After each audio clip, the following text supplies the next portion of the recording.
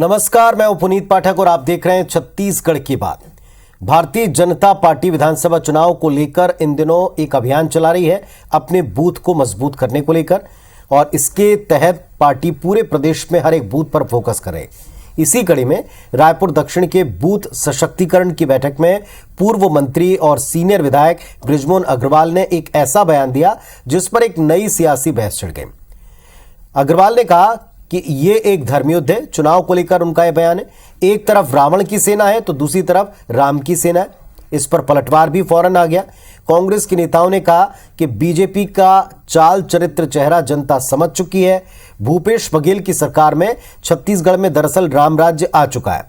राम बनाम रावण के इसी सियासी संग्राम पर हम आज सीधे तौर पर नेताओं से पूछते हैं कि बता ही दें कौन पक्ष राम का है, कौन पक्ष रावण का है, और एक दूसरे को अगर रावण करार दे रहे हैं तो उसके तर्क क्या हैं।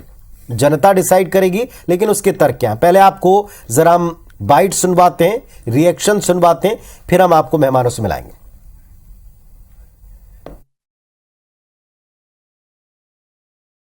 एक तरफ रावण की सेना है, एक तरफ राम की सेना है।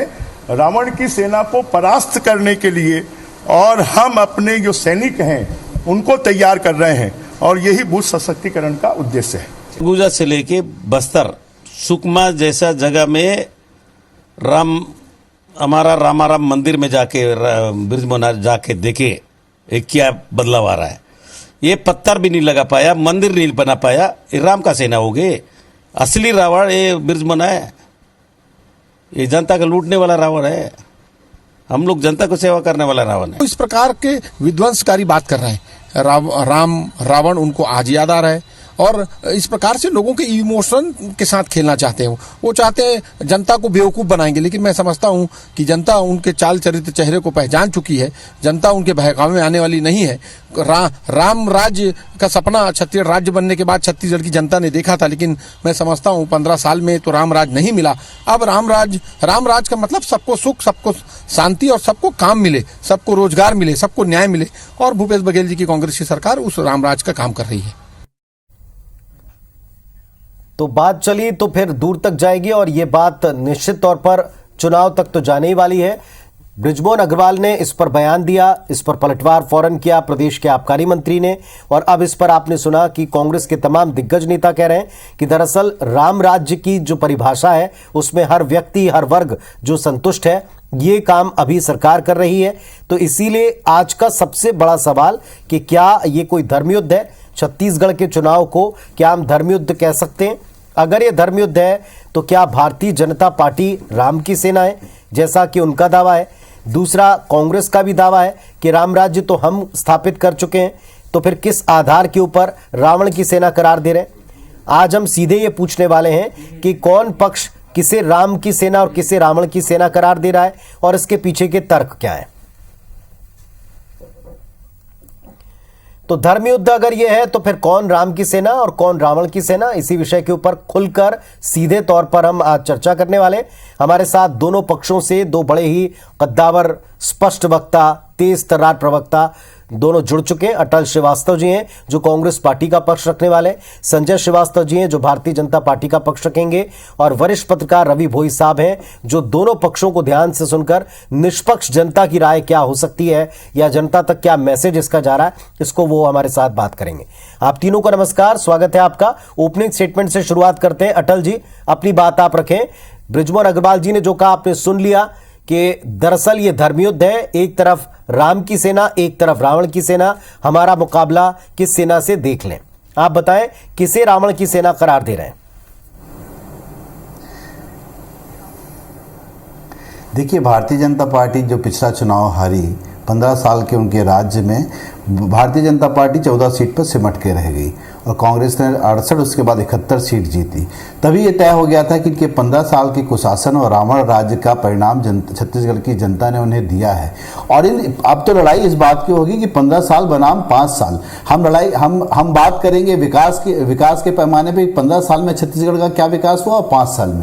पर कहीं ना कहीं भारतीय जनता पार्टी को अपनी लड़ाई लड़ने के लिए भगवान राम याद आते हैं, और इसलिए वो रावण की सेना है। आप देखिए बृजमोहन अग्रवाल जी पर्यटन और धार्मिक न्याय मंत्री थे, उन्होंने एक फर्जी कुंभ शुरू किया, राजिम कुंभ, जो हमारा वर्षों से चली आई परंपरा राजिम पुन्नी माघी मेला था, उसको फर्जी तरीके से कुंभ का मेला कहा, पानी का नदी में जबरदस्ती कहीं से पानी ला के डाला गया, बड़े बड़े साधु महात्माओं को बुलाया गया।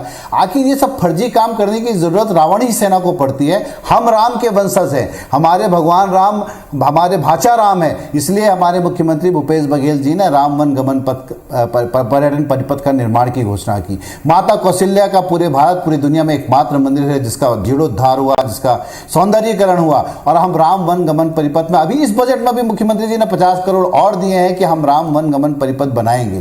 तो आपको जनता तय करेगी। देखिएगा ये स्कूटर में बैठ के जाने लायक भी नहीं बचेंगे। इनको तो छलके की बात करनी कि वहां तो 150 एकड़ जमीन कहां से आई आदिवासियों की जमीनों के बीच में। इसकी बात मैं तो माननीय मुख्यमंत्री जी से निवेदन करूंगा कि जो रावण सेना 15। चलिए, आपने अपनी बात रखी, अब जरा संजय श्रीवास्तव जी को भी सुन लेते हैं। संजय जी, आप भी अपना ओपनिंग स्टेटमेंट रखें।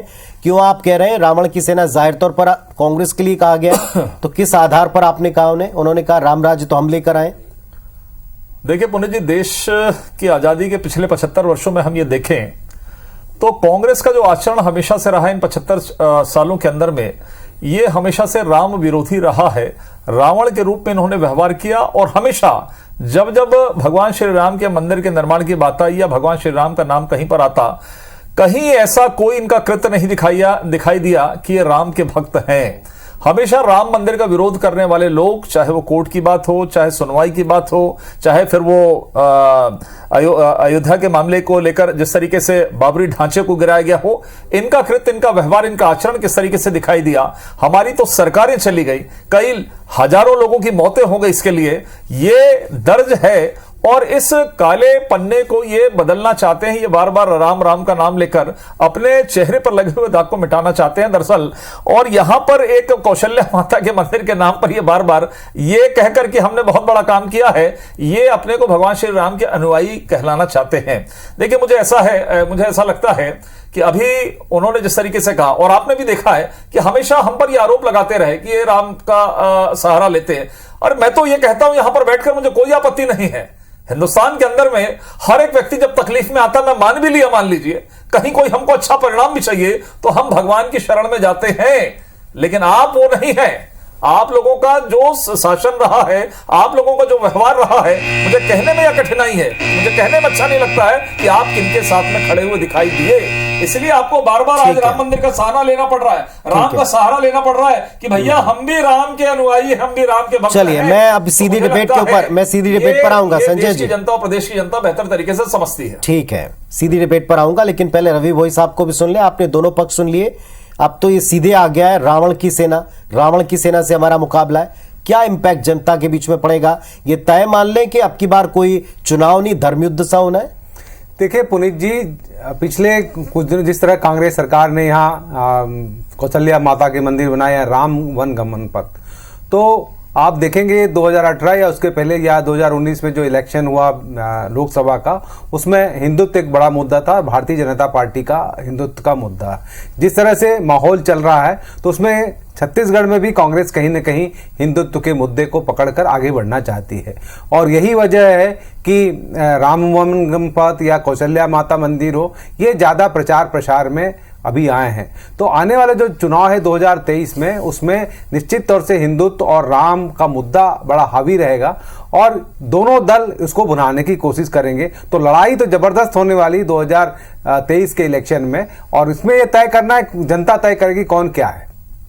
चलिए, सीधी सी बात है, जनता तय करेगी, लेकिन इसके पहले तर्क दोनों पक्षों की सुन लें। अटल जी, आपने सुना संजय जी ने क्या कहा कि उन्हें कोई गुरेज नहीं है बात स्वीकार करने में कि हाँ हमें राम का सहारा है, और वो ये बता रहे हैं कि क्यों रावण की सेना बीजेपी ने कहा, उस पर आप तर्क दें। देखिए, मैं फिर कहना चाहता हूं कि भगवान राम ने हमको मानवता का पाठ पढ़ाया है। उन्होंने सूर्य नारायण में सबरी के जूठे बेर खाए थे। उन्होंने मानव मानव एक समान का नारा दिया था कि हम मेरे लिए जंगल में रहने वाले जंगलवासी, वानर सेना, कोई इवन जानवर तक भी उनके बराबर के थे। वो भगवान राम ऐसा कहते थे। पर ये भारतीय जनता पार्टी जब से आई है, भगवान राम का सहारा लेकर केवल सत्ता प्राप्ति करना चाहती है। इसका मेन उद्देश्य, चाहे वो सेंट्रल में हो चाहे यहाँ हो, इनको अब कोई मुद्दा नहीं दिख रहा है। किसान पूरी तरह से, छत्तीसगढ़ के किसान खुश हैं कि मुख्यमंत्री भूपेश बघेल एकमात्र किसान के हितैषी हैं जो अब आने वाले समय में 28 रुपए धान की कीमत देंगे। छत्तीसगढ़ में रहने वाले 33% आदिवासी खुश हैं कि उनके वनोपज की जो उचित मूल्य मिल रहा है, 68 इनके शासनकाल में 4 वनोपज की कीमत मिलती थी, वो तय कर हमारे चुके हैं कि शासनकाल आपको में रावण की सेना के समान बताकर आपसे युद्ध करने वाले आदिवासी अब कांग्रेस के साथ आ रहे हैं। जी हम तो इनसे हम केवल वॉक युद्ध में लड़ने के लिए तैयार है। इस कहीं पे भी जमीन पर नहीं है। 3 प्रभारी बदल दिए। बृजमोहन जी अपनी सीट का ख्याल रखें। इस बार वहां भी रिकॉर्ड टूटेगा और रायपुर दक्षिण भी हारेंगे। रावण तो बृजमोहन अग्रवाल है, कोई चिंता नहीं, कितने भी प्रभारी बदल लें, कितने भी आ जाए हमारे। देखिए आज बड़े दुर्भाग्य की बात है पुनीत जी कि भगवान श्री राम जो हमारे आराध्य देव हैं, जो हमारी एक पहचान है, हिंदुस्तान की पहचान है, उस पर भी कांग्रेस कंफ्यूज रहती है। मैं तो अटल जी से पूछना चाहता हूं कि अभी 15 साल का विकास तो गिना दो संजय भाई। थोड़ी देर पहले 15 साल का विकास पे बात करो। इनके कैबिनेट मंत्री ये कहते थे, जो अभी राम की सेना की बात कर रहे हैं, भूपेश बघेल की सेना की बात कर रहे हैं, ये तो स्वयं स्वीकार किया कि वो हिंदू नहीं है। मैं अटल जी से पूछना चाहता हूं, ये बताएं कवासी लखमा हिंदू है कि नहीं है? क्यों जो ये सुन लीजिए। और कल तक अब ये कहते हैं कि भूपेश बघेल की सेना राम की सेना है। अरे आप केवल वोट बटोरने के लिए कभी हिंदू, कभी ट्राइबल, कभी क्रिश्चियन फोरम के साथ में खड़े होने वाले लोग, आज जो जनजाति वर्ग के लोग हैं, जो भगवान श्री राम के भक्त हैं, उन पर मिशनरी अटैक कर रही है और भूपेश बघेल जी उनको क्लियरेंस का सर्टिफिकेट दे रहे हैं। इससे बड़ा दुर्भाग्य नहीं हो सकता। राम भक्त कवर्धा के अंदर में पिटाई कर रहे हैं, पिटाई मार रहे हैं, वो जेल की सलाखों के पीछे में 58 दिन, और भूपेश बघेल जी राम भक्त बन रहे हैं। वो राम भक्त 58 दिन तक जेल की सलाखों के पीछे, जिन्होंने भगवा झंडा उठाया, दूसरे धर्म के लोगों ने उनको पीटा, वो लोग आज हैं। केवल कहने से नहीं होगा, आपका आचरण क्या है? कवासी लखमा सामने आए और बताएं वो हिंदू है कि नहीं है, कि आदिवासी है। केवल नशे के अंदर में मेरा खुला आरोप है, शराबबंदी सभी प्रदेश में नहीं है। केवल शराब की बात करना। अटल जी को एक मिनट सुनते, फिर आप जवाब दीजिएगा।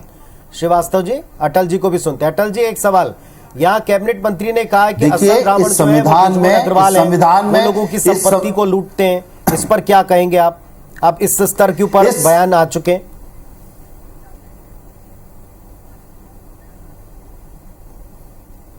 मुझे जी अटल जी, आप ही को उत्तर देना है।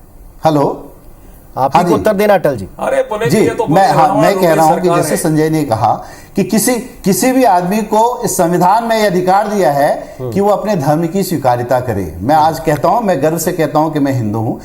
कल मुझे लगेगा कि मुझे धर्म परिवर्तन करना है, तो ये मुझे संविधान ने अधिकार किया है कि मैं अपना धर्म परिवर्तन कर सकता हूं। भारतीय जनता पार्टी को यह अधिकार किसी ने नहीं दिया है कि किसी को ताकत से बोल जय श्री राम। आर्टिकल 25 के अंतर्गत में ये है। जहां तक दंगों की बात है, भारतीय जनता पार्टी 15 साल बनाम 5 साल में लालच देकर राजनीतिक पार्टियां का मजाक उड़ाकर जिस तरीके से मंत्रण हो रहा है, वो कांग्रेस सरकार के संरक्षण में, भूपेश बघेल की सरकार के संरक्षण में ये संविधान इजाजत नहीं देता है। केवल आर्टिकल 25 का सहारा लेकर गलत तरीके से आप करेंगे, ये परमिशन संविधान में विश्वास का प्रतीक है। बात को आपको समझना चाहिए। धर्म विश्वास का प्रतीक है, पर आप यहाँ पर हिंदू पीड़ित नहीं हो सकता।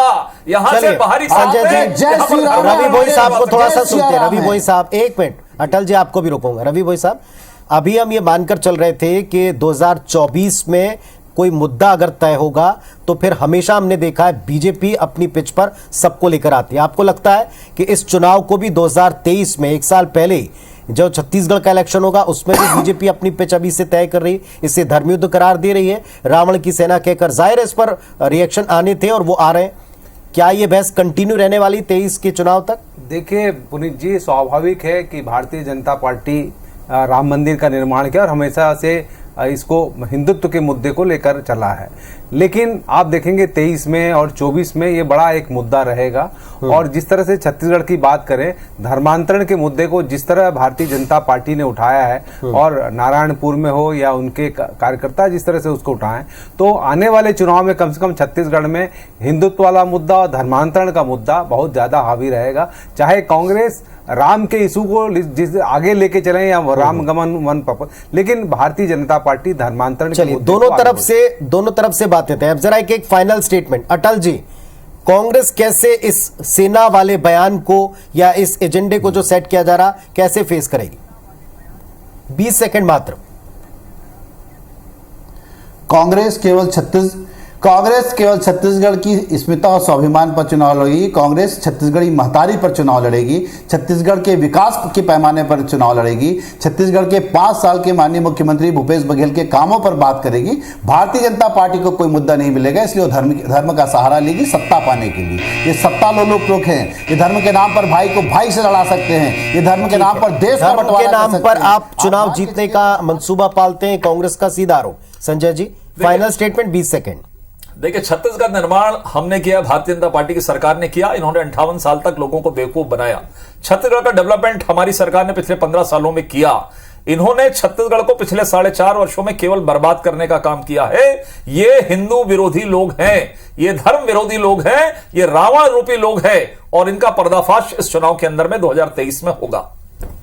रवि बोई साहब, धर्मांतरण के मुद्दे पर पहले भी बाई इलेक्शंस में हमने देखी खूब हवा बनी भी बनाने का प्रयास हुआ, और कांग्रेस हमेशा कहती कि ये मुद्दे छत्तीसगढ़ में नहीं चलेंगे, और कांग्रेस ने साफ कर दिया छत्तीसगढ़ अस्मिता उनका मुद्दा होगा। आपको लगता धर्मांतरण, ये धर्म सेना, ये बयान किसी एक पक्ष को लाभ देंगे? देखिए पुनीत जी, जिस तरह से पिछले कुछ महीनों में धर्मांतरण का मुद्दा हावी रहा है, और खासतौर से बस्तर में आदिवासी इलाकों में जिस क्रिश्चियन समुदाय ने आरोप लगाया, तो इस बार लगता है कि धर्मांतरण का मुद्दा काफी हावी रहेगा और भारतीय जनता पार्टी इसको आगे लेकर जाएगी।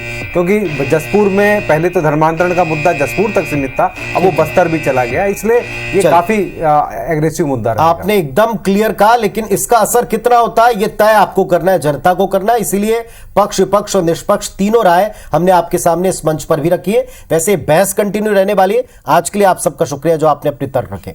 नमस्कार।